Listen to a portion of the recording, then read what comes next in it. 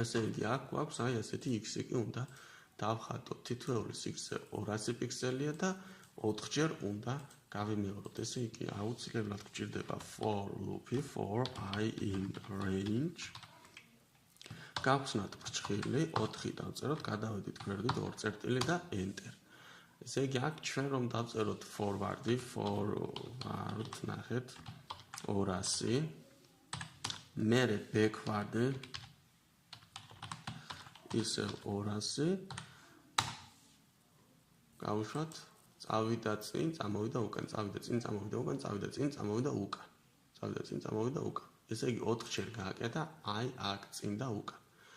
მაგრამ შეხედეთ 200 პიქსელი არის აი ამ წერტილიდან ამ წერტილამდე. ესე იგი აქ 200 კი არ უნდა დავწეროთ, უნდა დავწეროთ 100 და უნდა დავწეროთ ასევე 100. ახლა წავიდეს წინ და წამოვიდეს უკან. აი აქ აკეთებს, ხო? ჩვენ უნდა გავაკეთებინოთ დიაგონალზე. კუ თავიდან იყურება აღმოსავლეთით და ჩვენ უნდა მოვატრიალოთ ჩრდილო აღმოსავლეთით, ანუ აი ამის მიმართულებით.